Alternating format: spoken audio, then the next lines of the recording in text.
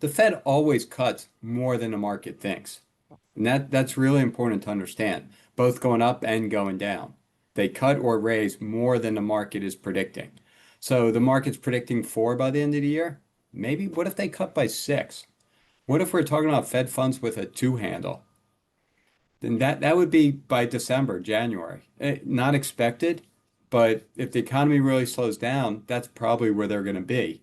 And at that point, the 2-year bill will be all the way down there with it. So start diversifying, moving out the curve a little bit. That's kind of, the message. It's you don't have to do everything at once, and if you wait, you're never going to top tick the market, and if you wait too long, it's too late.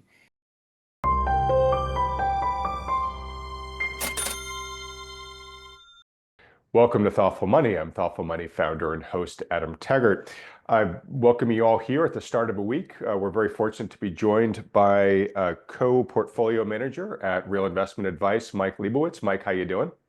Doing great. Thanks for having me on. Well, thanks so much for coming on, and I want to give you props for pinch hitting today, Mike. We were supposed to be interviewing Judy Shelton today, and she had an unavoidable conflict come up at the last moment, and you were kind enough to step in.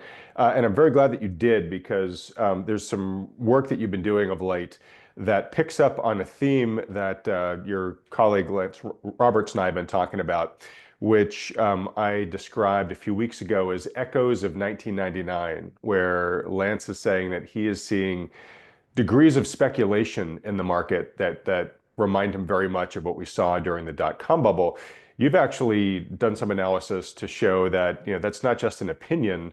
We're actually seeing in the data a lot of similar trends in terms of where capital has been flowing in the markets that again provide sort of echoes of what we saw during the dot-com boom and then bust. So I want to dig into that with you real quickly. First, I just want to apologize to folks if I sound a little congested. It's because I am. I'm still getting over the flu that I got coming back from my trip to Ireland.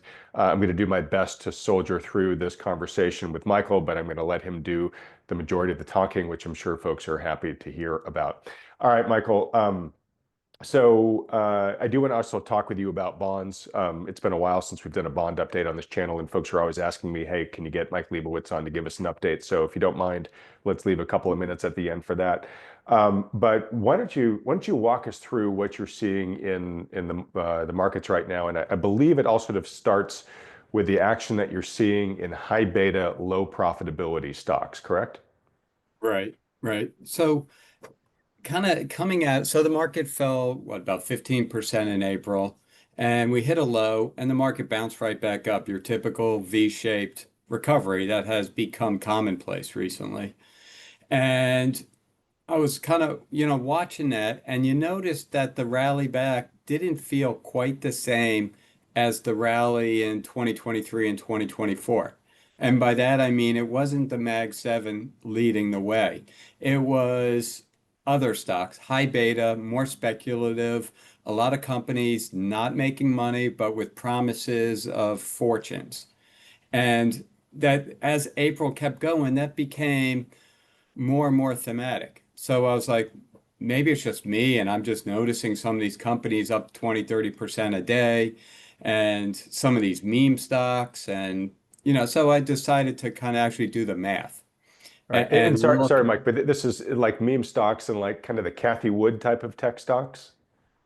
Cathie Wood stocks have been doing really well. Meme stocks are doing well. Anything related to crypto, Robinhood, for instance, Coinbase, uh, a lot of companies that have put AI into their names, and despite not being the Nvidias and the Microsofts of the world, but if you're AI oriented, the stock goes up. Again, similar themes as what we saw in the dot-com era. If you had internet in your name, or if you could somehow get dot-com into your corporate name, that was worth 40%, 60%. Mhm. So just seeing hints or echoes, uh, and it's just over the last few months. Again, 98 to 2000 was almost two, it was about 2 years of high speculation. So I don't want to be alarmist either to say that this is playing out exactly like 2000, but we are starting to get that some of the similar speculative behaviors showing up. So, and this may be, so I wrote two articles. The first one really just talked about low beta and high beta and how a lot of it was really discussing the 98 experience. So, just to set the timeline straight, from 95 to 98, we call that kind of the pre-boom period. That's where the internet was starting to become well known and people were starting to dream of what this wonderful internet could do for us. Little did we know in hindsight, Mm. the pros and cons. I mean, it works both ways, but yeah, I think we'd be flabbergasted to know what's evolved since then. Right. Then, Undeniably transformative. Yep. yes, in 1998, long-term capital and Russia defaulted. The market fell about 20%. And starting in roughly October of 1998, so long ago, October of 1998 to early 2000, the market just took off. And it was led by very speculative stocks. Before you got to that 20% decline, it was larger, profitable companies that were doing the heavy lifting. So you see the similarity. You got kind of your sort of Mag 7 between 95 and 98. Market drops as it just dropped because of the tariffs this time. And then it goes zooming ahead because of more speculative stocks. And then you have a bust. So 2023, 24, we had the Mag 7. That's all anyone could talk about, right? And what are those? The largest, most profitable companies. You know, that they account for what is it, a third of S&P earnings, 10 stocks or so. It's just crazy, but they're very profitable too. Then we had the tariff-related decline, about 15%. And coming out of that, it's not the Mag 7 leading the way anymore. It's the speculative stocks. So let me just show you with some graphs. I think it's easier than trying to talk through some of this. And I'm going to combine parts of my first article and my second article. My first article really focused on beta. And once I finished that, I really thought I should do more on the topic to help people understand how this may play out, but also to understand if it plays out like 2000 and we get a bust, where you might be able to hide. You don't necessarily have to sit in cash. Plenty of stocks did really well from 2000 to 2003. You just have to be able to rotate and actively manage your portfolio so that you're not stuck with the stocks that did well yesterday and poor today. You really want to just start assembling a roster of stocks that may do well tomorrow. Doesn't mean like a baseball coach, doesn't mean those players ever see the light of day. They never get to the batter's box or on the field. But having thoughts and a list of stocks ready is very helpful to anticipating what may come down the pike and noticing what's doing well and what's not doing well and when those start changing so you can be better prepared. So without further ado, Super practical. Yeah. So I think folks are going to be really interested in this. So thanks, Mike. So as you're pulling up your charts here, let me just ask you to help me clarify for folks who might not be totally familiar with what exactly beta is. So when you talk about high beta and low beta, let me tell you my understanding of it, and then you can tell me if I've described it correctly or not.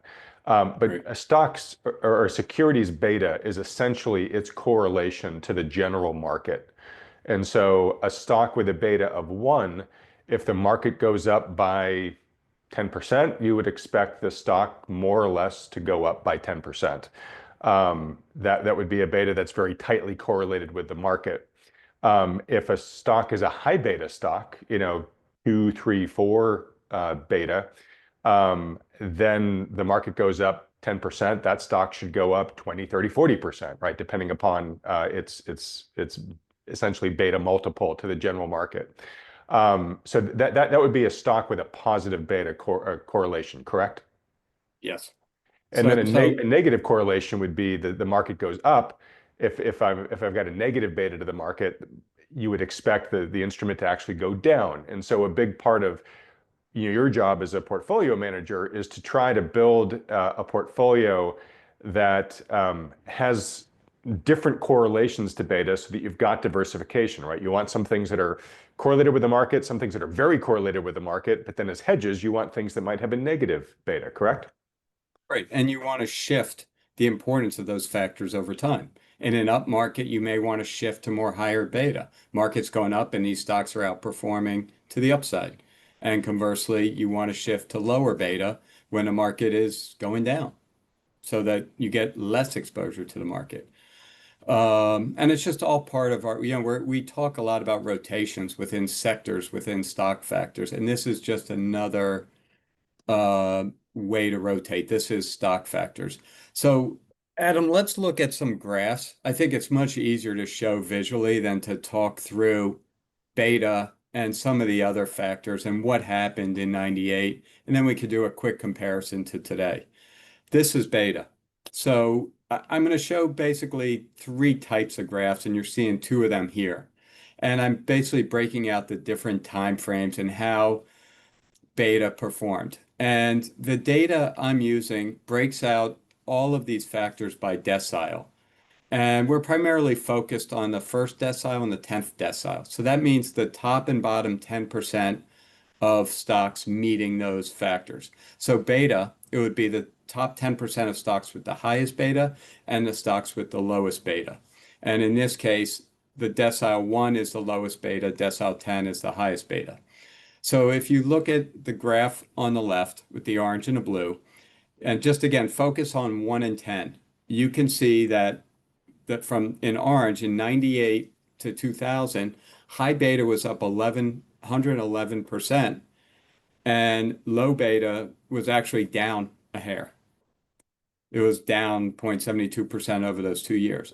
But now if we zoom out, going all the way back to from 98, so the boom, but also the bust to 2003, you could see that low beta stocks, despite going nowhere for those 2 years, were up 35%.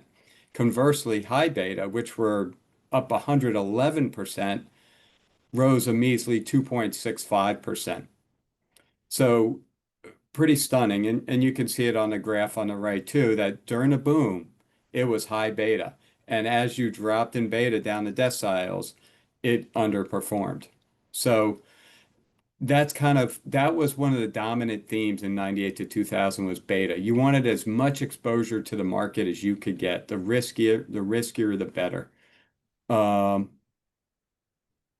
so now let's move on. All right, And and sorry, I just want to underscore one thing there because I've heard this before. I just want to make sure folks get it, which is sort of like when you're in a speculative mania, we'll say, and that's where things got by the end of the dot-com bubble, right?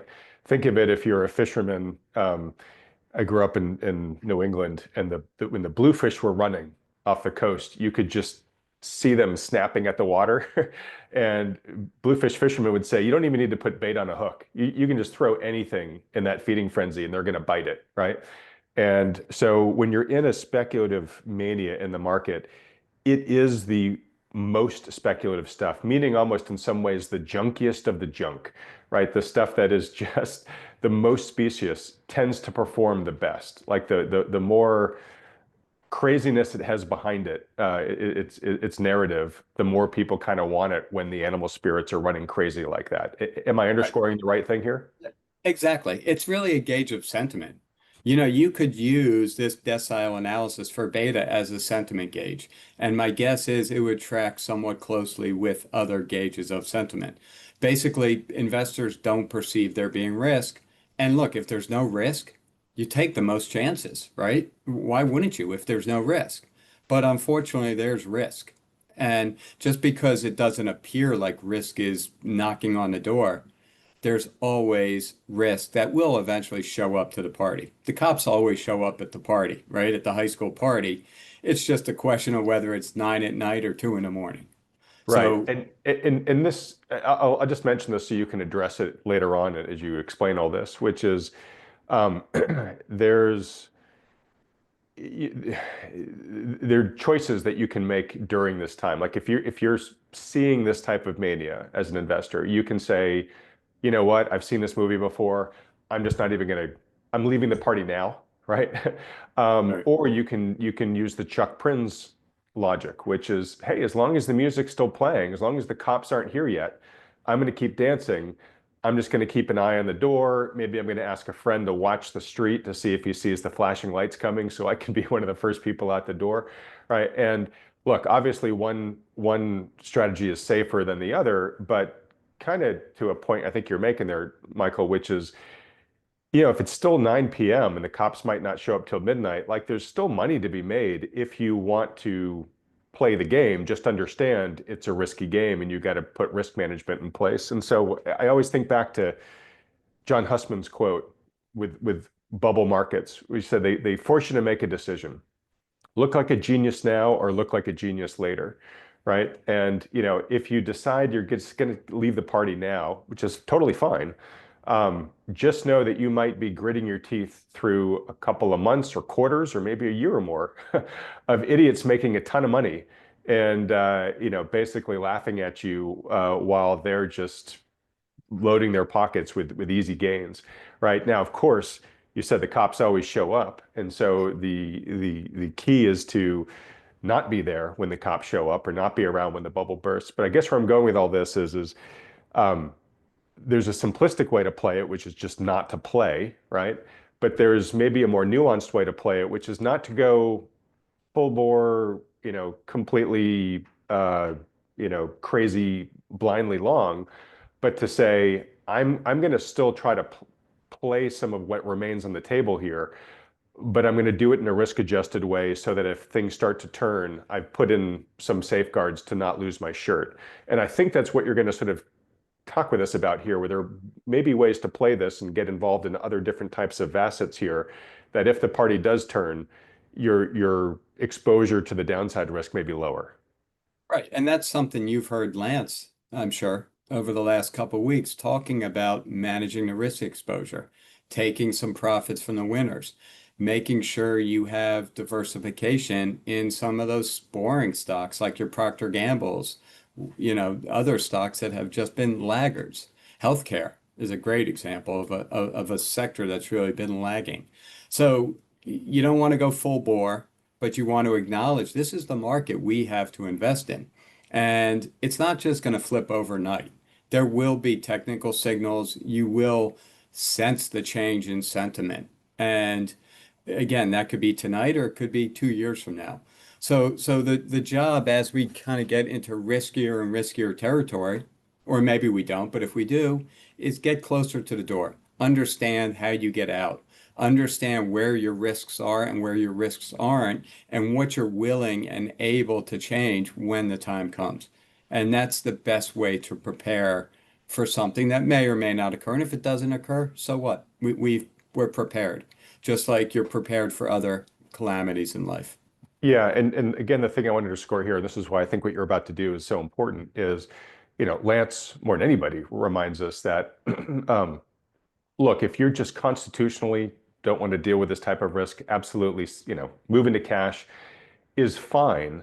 But what's really hard to do once you exit the market is to time your way back in. And what happens to a lot of people who do self-eject totally from the markets is once the market actually starts going back up again, then you start finding yourself stuck, right? Where you say, well, look, I was worried about valuations, but now the market's moved on me. Now I'm even more concerned that I've missed the gains and I'm going to get in and there's going to be a correction. So I'll wait for the next correction and then the market keeps going up. And you basically just miss out on, cycle after cycle of gains. And, Lance's, you know, points a lot to people who will still call you guys and say, like, I've been out of the market since 2008 and I haven't really been able to find a good way back in. So I'm not saying don't get out of the pool if you constitutionally are just uncomfortable with where things are. I'm just saying it's hard once you do, if you're all out, to have your plan to come back in. So following a plan like Michael's about to walk us through is a good way to stay in the pool but de-risk. And be more comfortably do it more comfortably. You know how to get out of the pool, and you know what you may invest in instead of panicking. Panicking is the worst thing you can do. So, Adam, we're going to move on to growth versus value. And on the top left, I'm kind of introducing a new way of showing this other than what we did with beta. And I created an index, so to speak. And I just took the ratio of the growth price to the ratio of the value price. Again, the top two deciles. And if you look from 2005 to 1995 to 2003, the trend is up and then downward over time, meaning that growth is underperforming value. But you could see from 98 to 2000, growth grossly outperformed value. And the two other charts show you something very similar. And I just realized one of my faux pas in these articles, an article is kind of has the graph and then words and then graphs, so you can kind of get away with my mistake. But when you line them up next to each other, what you'll notice, the graph on the top right is blue. It should correspond with the blue below, but it actually corresponds with the orange. So Hmm. don't I apologize. And if you take a good look at it, you'll notice the difference, which I just We'll did. forgive you that chart crime. Chart crime. So if you look at the bottom graph, I think that really says it all. It goes from 98 to 2003. And again, growth is on the left, values on the right. You could see that growth over that whole period, despite doing really well during 98 to 2000, was down 14%. Value was up 110%. So had you just stuck with value, you would have been miserable in 98, 99, and early 2000. You would have been much better off. And the graph on the top right shows that from 98 to 2000, growth did really well. That 10th decile of value actually did okay, but you can see 5 through 9 underperformed. And you can see the market was certainly preferring growth to value. Yeah, and Um, an easy way to sort of say this is as folks get nervous, right? Once the speculative fervor starts ebbing, folks want, conservative safety, and that's where value is, right? So it's just the Right. pendulum swinging from essentially greed to fear, right? Right. Exactly. Um, and then we can look at small cap versus large cap. And small caps are actually considered riskier, but more diverse. They're not as correlated with the market. They all have a lot of those companies have their own unique aspects, so their earnings don't necessarily sync as well with the economy as large cap companies. So the graph on the right is kind of what we've seen, right? That market cap, the highest market cap stocks did the best, and the lowest did the worst. But again, as you can see from 98 to 2003, you go through the whole cycle, small cap, the smallest of cap stocks, were up 200%, and the largest cap stocks were down a little bit. So, these charts are all showing you this is most profitable. Now we're going from least profitable to most profitable. Hmm. And you could see the same trend that from 98 to 2003, the least profitable companies did the best. They were up over 100%. Decile 10 is the most profitable companies. They were pathetic. So, but again, over time, it was the most profitable companies outperformed the least profitable companies. So you had a trend, you had an anomaly, and then you had a new trend. And the question is, what part of those trends and how did you play them is what really mattered for your returns. And this just summarizes it. The From 95 to 98, the market wanted the largest and most highly profitable companies. There's nothing wrong with that. That's a healthy bull market.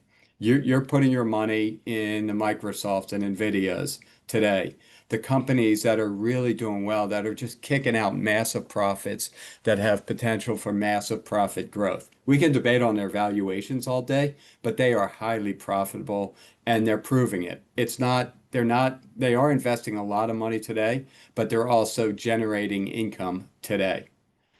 Then we had the dot-com boom from late 98 to 2000. It preferred, didn't really necessarily want it, but invested in low profitability and the highest beta stocks. So it wanted risk. The riskier, the better. And I remember back in those days, and there was a stock a day that that wanted to be in .com, that wanted to be involved in the internet, even though they were had nothing to do with it. The stock would be up 30 or 40%. And then we had the bust. And that's where the market kind of gravitated towards value, higher profitability, lower beta, smaller size, and value. So we can now, the table at the bottom kind of looks at what's been in favor in 2023 until the market fell off in April of 25, and then just over the last few months. And you can see that growth from 2023 to 25 and high size and high profitability. So the Mag 7, that's what's been driving the market. It's been extremely obvious what's been going on. We've talked about it. You've had numerous people, including Lance, talk about that theme over the last 2 years, right? But if you look at the on the right, it's high beta and profitability are doing the outsized returns.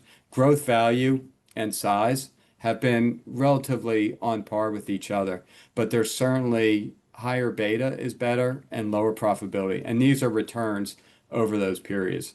So, Adam, but what I want to stretch is this is a 3 month, 4 month theme. The question we have to understand is, will it develop into a full-blown mania like 98 to 2000, or is it just a theme that's going to kind of go away and we're going to get back to a more better market breadth where everything is kind of traveling with each other and this kind of fades? I don't know, but having this knowledge helps you appreciate whether we're getting more risky or less risky. And the more risky we get, the greater the odds that this cannot sustain itself and that you get a sharp, I'm going to say rotation, Hmm. because we don't need the market to collapse but we can have the S&P kind of go nowhere, but we can have these speculative stocks really get killed and value-oriented companies really rise in price. Again, because some of these market leaders, Nvidia is 7, 8% of the market, so is Apple, so is Microsoft. They are making money. They're making good money. So you can have a case where they really don't get killed and they can kind of keep the market higher, along with some of your more value-oriented companies like Lilly, like UNH potentially, or CVS, or some of those type of companies, while some of these high-flying names just get killed.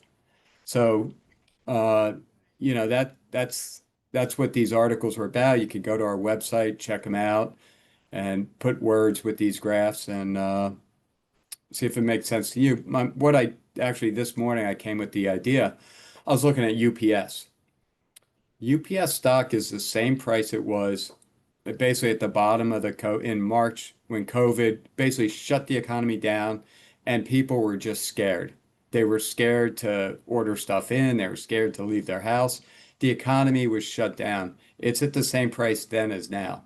So I'm going to look at a few stocks, well-known companies, stocks whose prices are basically back to the same level as when the world was ending, and take a look at them and try to appreciate if some of these may be tomorrow's winners.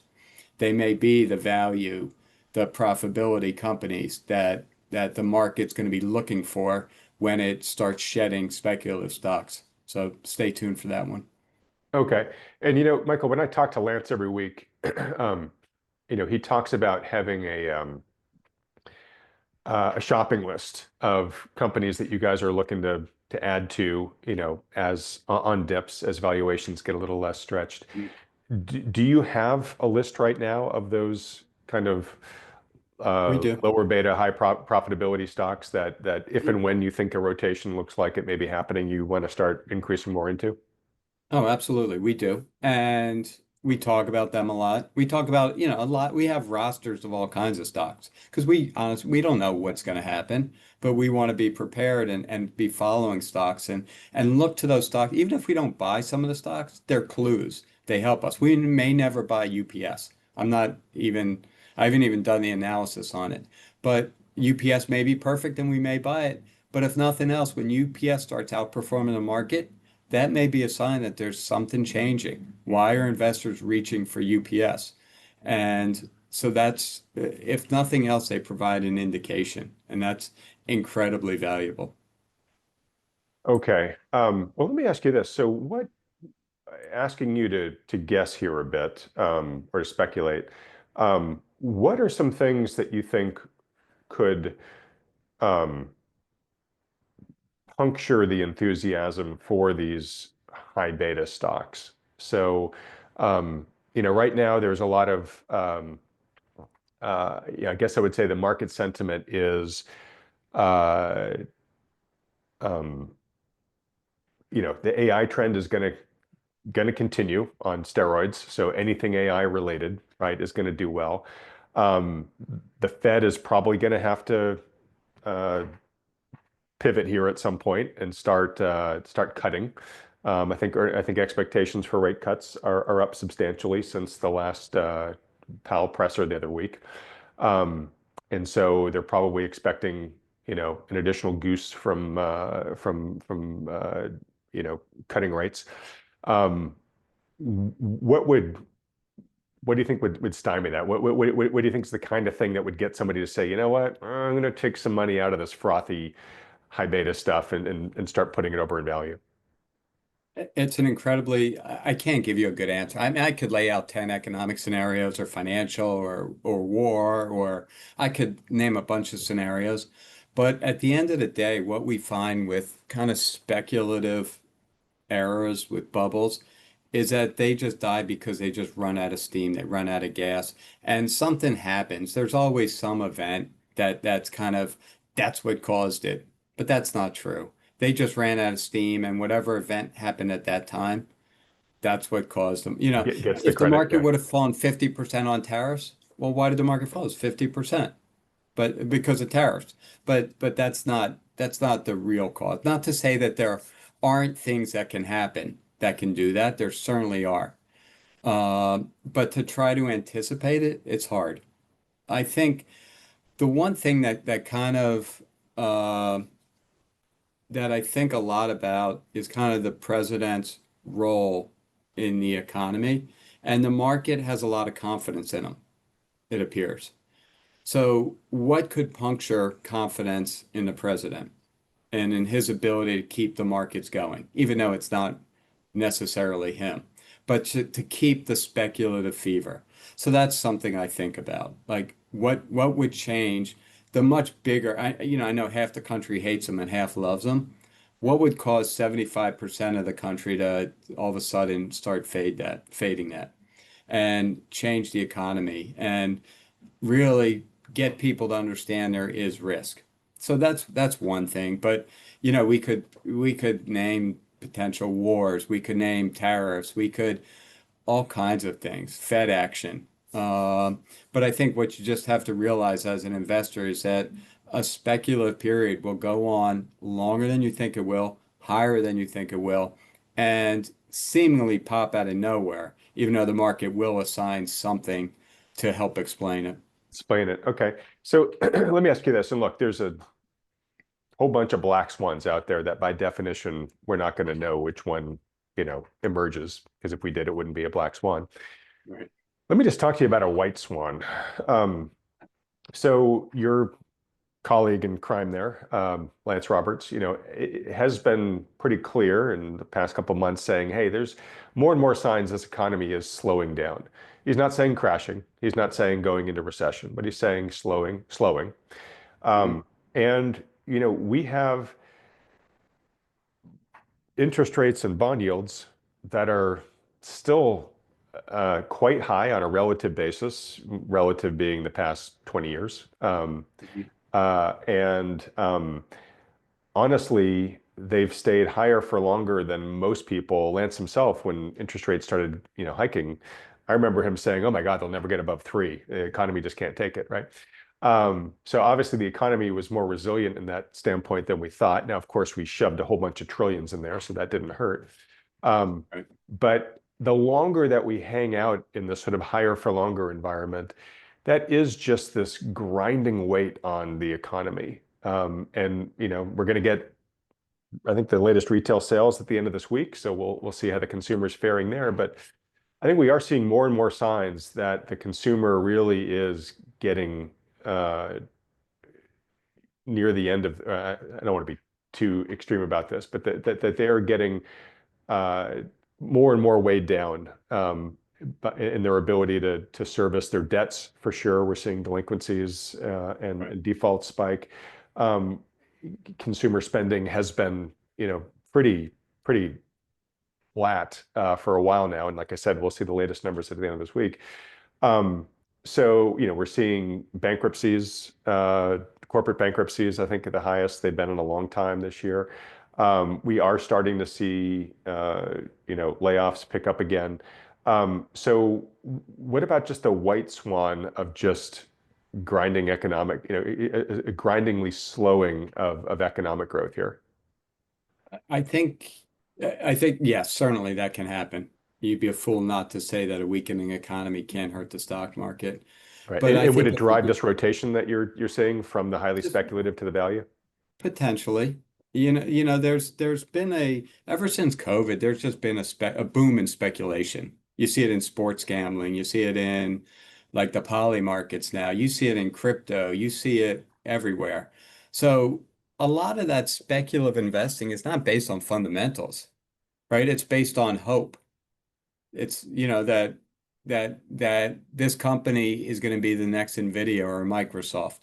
And maybe it will. Most of them won't be, but maybe it will. So it's more speculative. So I think a grindingly slowing economy, which we've had for a few years now, it's become a little more pronounced recently, may not do it. I think what you need is a sharper decline.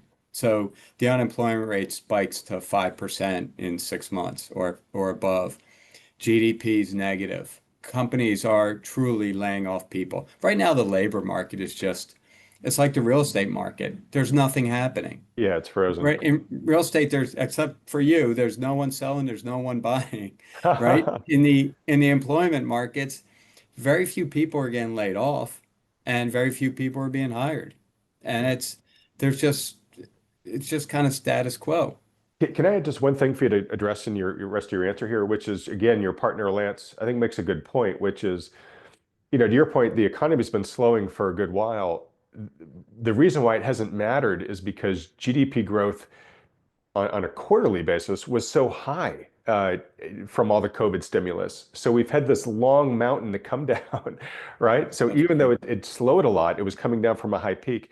What he's saying now is okay, the danger we have now is now we're a lot closer to the ground, right? We have a lot less altitude. So, another blip downwards does put you in more danger of actually impact, right? And so to your point, hey, if the employment rate were to pick up by,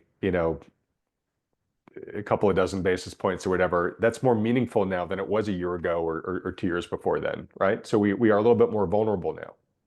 Right. The unemployment rate is what, 4.2%? Yeah. That's still historically very low. It's either 4.1 or I 4.2. think it's 4-1 actually. Yeah. May have upticked the last meeting, but it doesn't matter. It is what it is. Payroll growth is only averaging like 30,000 now. That's weak, but it's still not declining. ADP growth is averaging 30,000 or so. So again, it's kind of stagnating. The economy is Okay. stagnating, but it's not quickly moving. Right. And by the way, unemployment rate's 4.2. I just checked. You were right. Okay. So I think a sharper change in the economy and, probably in a weird way in the economic data versus the economy itself, because I feel like the markets are more clued on the data than the actual economy. I feel like a trader or investor can see all his friends getting fired and not care until he sees it in the employment data. And oh, it ticked up from 4.2 to 4.5. I'm out. Despite seeing signs all around them that there's certainly weakness. Um, Which is so funny because that's two things on that. One is it's the opposite with consumers, right? Consumers don't really care what the newspaper says. They just care what they see happening. My neighbor lost his job. I'm going to cut my spending then because I'm more nervous, right? Right. Wall Street, to your point, doesn't care until the BLS data suggests that it's an issue. Which Well, brings me to go ahead. just real quick. Lance and I were hammering this about the job market. It's weaker than we see. And for the last couple of months, we've been pointing out other things like ADP, for instance, or Right. continuing jobless claims that are telling us there's something amiss between the BLS and those figures. And then all of a sudden we get massive revisions and BLS catches right up to those. So, again, and I think the Fed is really guilty of following the employment data way too much and not nearly enough on other sources of data. Right, boots on the ground stuff. What's so interesting about this is I have been bitching with Lance and you and many other people on this channel for years about the poor quality of the data, particularly coming out of the BLS. And was some of it politicized? Maybe, right? Probably. Was a lot of it probably caused by just the bullwhip effect of how distorted the data got during COVID with the massive amounts of hiring and firing and stimulus supporting the economy? Absolutely. I think their job is probably a tough job. Um, but we've all said, look, a lot of this data is almost useless. And it had been touted, though, by whatever administration was in place, as long as it was in favor of the current administration. And then now, all of a sudden, we've got Trump saying, this data sucks, and I'm firing the person who compiles this, the BLS, right? And so I'm just curious, like, what are your thoughts right now on just the value of this data? Because Trump's kind of, you know, just shouted that the emperor has no clothes. I think a lot of people would agree with him. Now, I don't think Trump's doing it out of the goodness of his heart to say, "Hey, I think this data is suspect." I think he's just saying, "I want the data to point the direction I want it to point in." So he's got his own agenda. But I mean, are we in a like have we ever been in a position like this where we just don't trust the dials on our cockpit? I don't know. I mean, we've always been of the school of thought where we're looking at all available data, and part of that is private data. So, for instance, like we've been warning about this coming slowdown, despite the BLS telling us we don't know what we're talking about. And sure enough, it turns out we do know what we're talking about. The BLS is using surveys, ADP is using actual data. So why the BLS doesn't, you want to do something, you get five good programmers and a couple economists and figure out how to use data from ADP, from paychecks, from whoever else does, salary services. Use that data. That's real data. Use tax withholding. That's real data instead of surveys of people and of corporations, which can yield any kind of result. No one's accountable for what they tell the BLS. It's same with inflation. I think they use, I'm going to butcher these numbers, but the BLS uses 100,000 data points. Sounds pretty legit, right? Till you consider that true inflation uses daily prices for, I want to say, 1.7 million. Right. I'm butchering the numbers, but the ratio is about right. Why not just have a model like Trueflation that's just getting as many prices as you can and stop with the hedonics and stop with all the games they play and using averages and this and that and just have a number. If it's a little volatile, it's a little volatile. So be it. So in 2025, when everything is digitized and our code base is very mature, we know how to do this. What is preventing all this, right? I mean, it seems like we could do this in a weekend almost. Well, here's how many people work at the BLS. I don't know the answer, but I'm guessing it's a lot. And how many people are responsible for data gathering and reporting numbers? I'm sure there's other functions at the BLS, and I don't want to belittle it, but like I said, I think you can get a few developers, some AI, a couple economists, and just people that are generally aware of how data and economies work. You say 10 people, and within a week, you could probably get the data you need to get you a more robust employment figure than what we have now.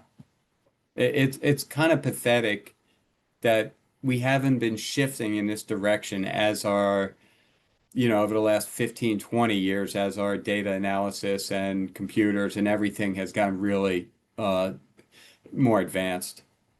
All right. Well, maybe that's the silver lining of Trump kind of lopping off heads here, where it just hopefully elevates, some of the antiquated ways of doing this, and in the kerfuffle, hopefully And somebody says, well, hey, look, there's a better source. Why don't we start prioritizing that? well, and here's the other really tough part. This data, like trueflation, every day they put out an inflation number. This data should just be real-time data that's I just know. constantly flowing. And why tomorrow's CPI? Why is that such a big deal? That, it's already delayed. It's reporting on data from the middle of July, so it's already delayed by a month. And some of that data is using data from June, May, April. It's antiquated that a private sector service like Trueflation can do much better than the BLS, which is fine. But why does the market only care about the BLS? It's not the most pristine data. It's nowhere close to real time. And then if it comes in at zero point 0.2, that's good. If it comes in at zero point 0.3, that's bad.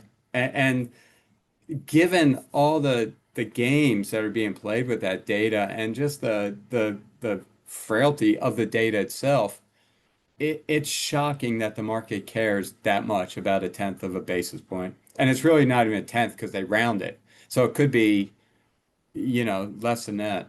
It usually is less than that. So interesting point, and then we'll move on. So, there's a lot of people who say, look, we shouldn't have a central bank in general, or the Fed's overstepped its mandate and had mission creep and all sorts of things, and we should have a market solution for setting interest rates, right? And I'm actually fairly sympathetic to that. But to your point, Michael, like, we could have all sorts of new real-time sources for a lot of the inputs that a central bank uses to make its decisions.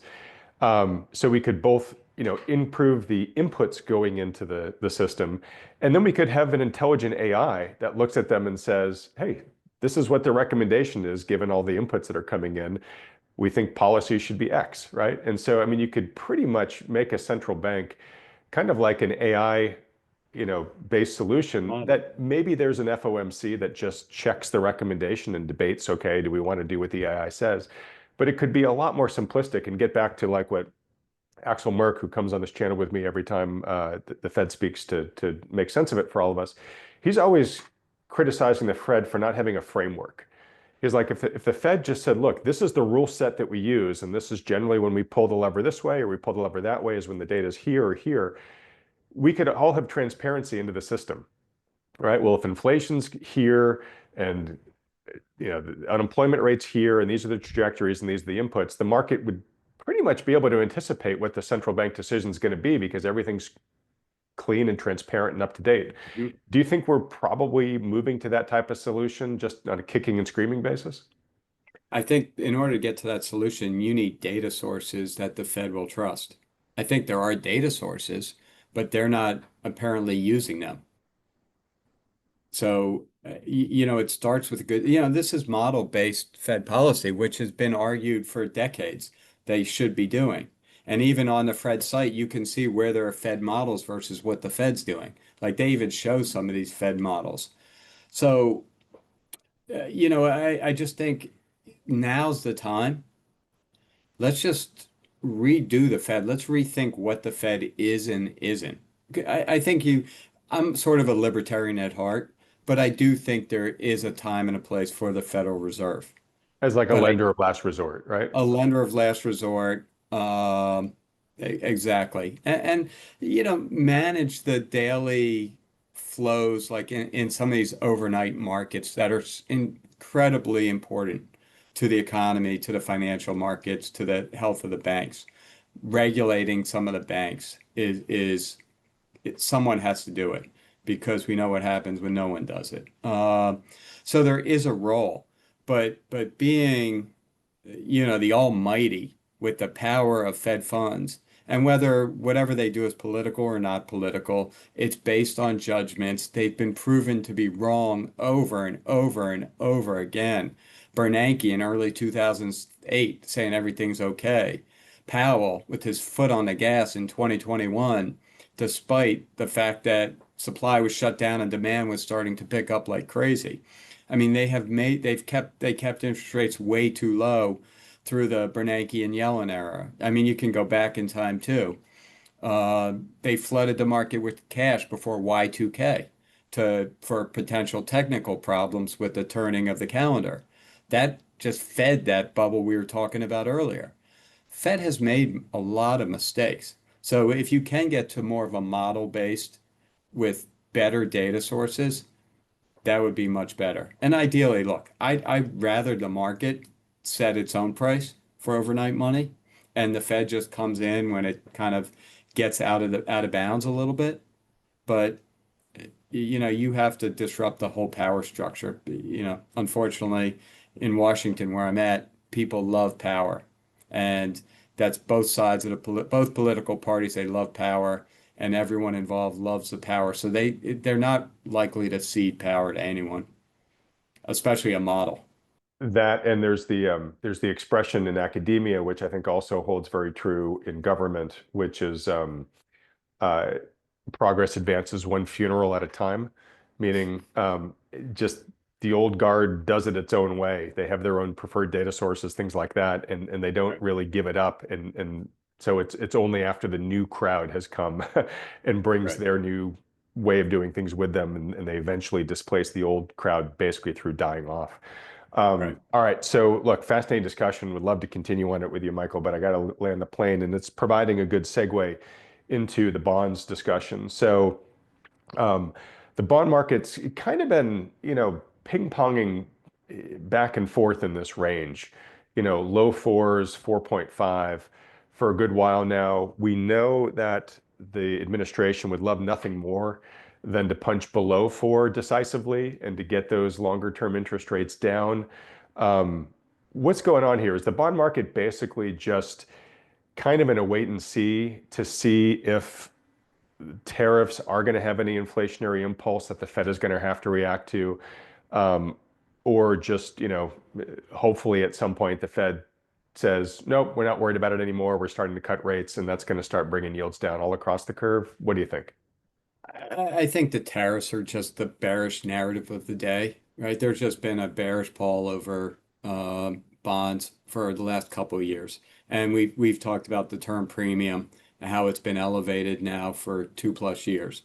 So what's dragging on bonds is the deficit. Oh no, the deficit's not the issue anymore. It's tariffs. It's supply of treasuries. It's whatever it is. The market's just latching on to excuses to be bearish on bonds.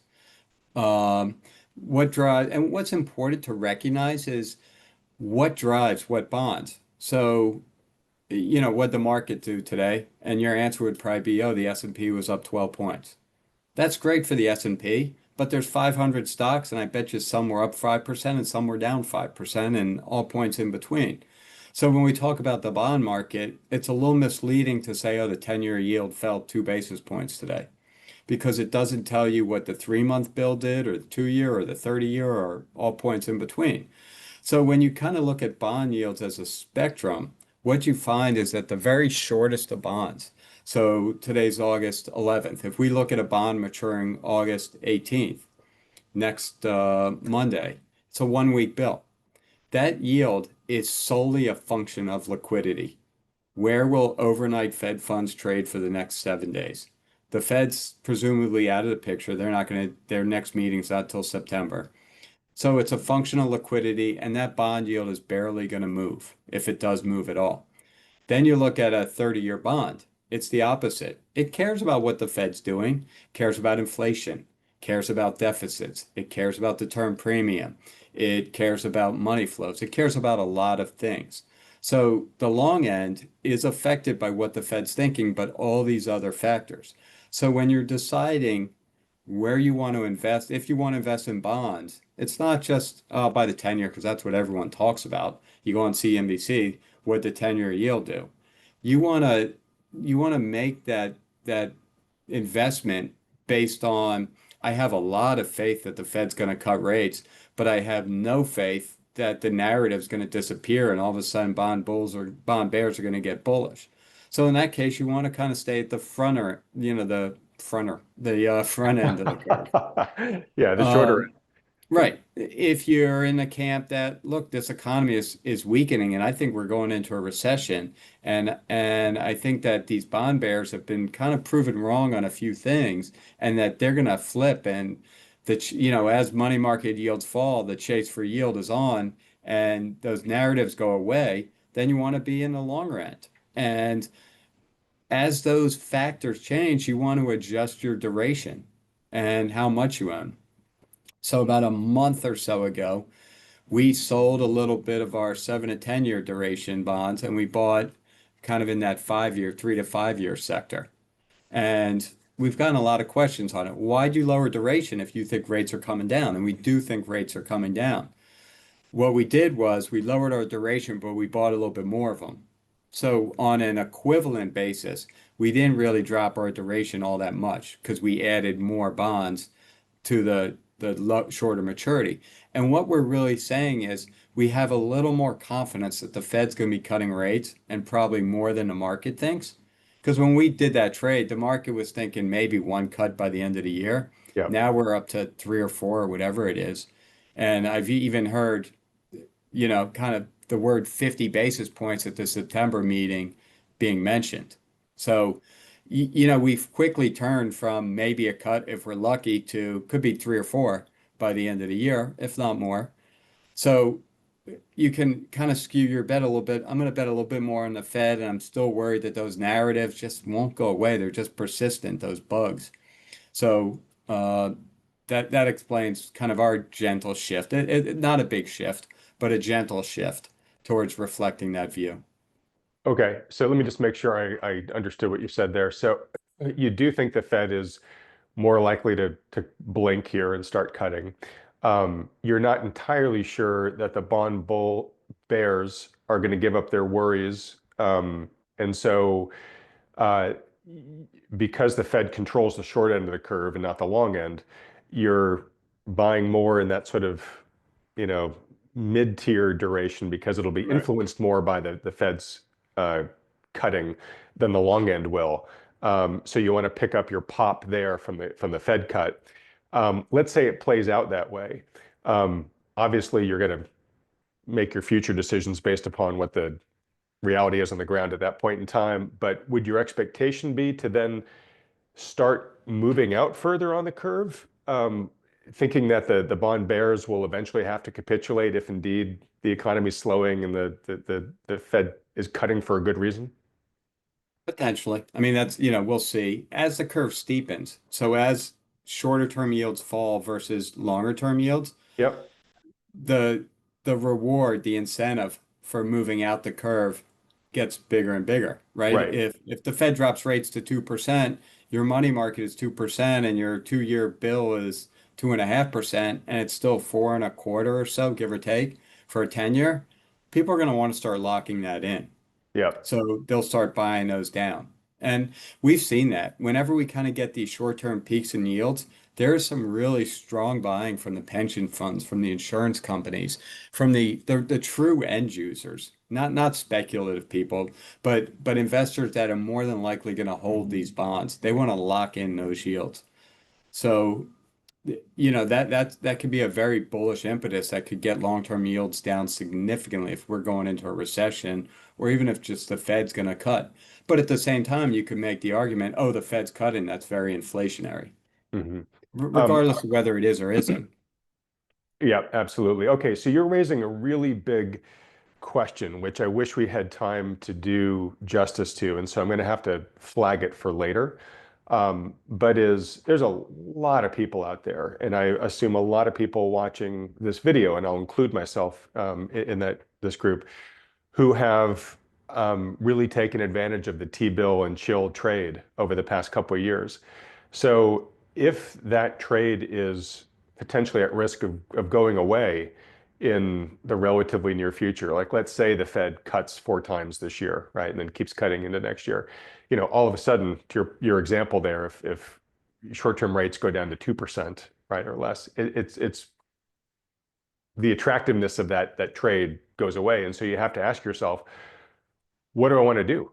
Right? Do I want to ride that down and just stay in T-bills but get a lot less for it? Do I want to start deploying that into something else? Maybe some of these low beta, high value, high profitability companies that you were talking about earlier. So I think a lot of people are going to be faced with a choice of what do I do? And doing nothing is a choice. That's a choice to ride the T-bill and chill trade down. So um, unfair, but do you have any quick thoughts about that? And obviously, this is something that somebody could. I talk about the free consultations on this channel. This is something that somebody could reach out to you guys at RIA and just say, hey, look, this is my situation. What options make the most sense for somebody like me? Correct? Yeah, please do. Please do ask us. I would be happy to help you. Look, I think the answer I'm going to give you is very similar to what I told you with the speculative stocks. Have a plan. Start doing trades now. Like, one of our trades over the last couple of weeks we've done a couple times is we've taken profits and we've used some of that money to put into some of our more conservative laggards. So we are doing a very slight defensive rotation.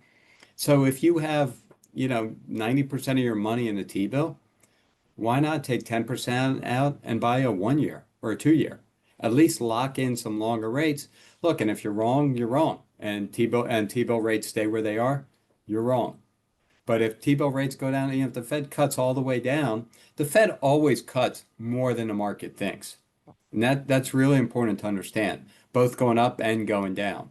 They cut or raise more than the market is predicting. So the market's predicting 4 by the end of the year. Maybe what if they cut by 6? What if we're talking about Fed funds with a 2 handle? Then that would be by December, January. Not expected, but if the economy really slows down, that's probably where they're going to be. And at that point, the 2 year bill will be all the way down there with it. So start diversifying, moving out the curve a little bit. That's kind of, the message. It's you don't have to do everything at once, and if you wait, you're never going to top tick the market, and if you wait too long, it's too late. So do a little bit now. If you own 100% of Cathie Wood's ARC portfolio and you've done incredibly well over the last few months, sell 5% of it and buy, pick a conservative stock, buy Berkshire Hathaway, diversify, protect some of the money you've made. You're never going to nail the tops and the bottoms, but you can start adjusting as you get closer to tops and bottoms. All right. Really good advice. And obviously, the best answer is one that takes the person's individual situation into account and the other assets they own, their risk tolerance, their goals, their time they have left in the market, all that kind of stuff, which is why, folks, I always recommend that unless you've got a lot of successful DIY experience, you bounce these ideas off of a good professional financial advisor, ideally one that takes into account all the issues that Michael has talked about for us here. All right, Michael, well, look, I can't thank you enough for today. It's been a great discussion. I'd love to, next time I have you back on, it'd be great to really roll up our sleeves and talk about kind of the end of T-bill and chill if you're willing to really, get into the meat of that with me. But thanks again for stepping up to fill Judy Shelton's shoes. They're big shoes, and you've done a really good job today of stepping into them. Folks, please show your appreciation for Mike doing that by hitting the like button and then clicking on the subscribe button below, as well as that little bell right next to it. Yeah, if you would like to get some help in figuring out how to position your portfolio for the end of T-bill and chill, highly recommend you consider scheduling a free consultation with one of the financial advisors that Thoughtful Money endorses, maybe even Mike himself and Lance there at RIA. To do that, just fill out the very short form at thoughtfulmoney.com. Only takes you a couple of seconds, and these consultations are totally free. There's no expectations involved. It's just a free service they offer to be as helpful as they can to folks. Mike, thanks so much, my friend. Always great to see you. I'll let you have the last word here. Just don't. This goes back to politics, and I was with some friends this weekend, and they were like, "How can you?" They were on the liberal side, and they were like, "How can you be invested in this market? How can you trust Trump?" And my response was, as an investor, you have to separate yourself from your feelings, from your politics, and you have to follow the trends, right? Do I think this high beta trend is sustainable? No, I don't. But it is what it is. And that's the market we have to play in. And this is the political system that we have, whether you love it or whether you hate it. You have to dismantle your investment decisions from it. So I urge you to just try to step outside of your own box and really just evaluate the situation for what it is and not what you think it is or how you favor certain things. So, Very well said, my friend. All right, Mike, thanks so much again, and yep, look forward to having you back on the channel again soon. yep, absolutely. All right, and everybody else, thanks so much for watching.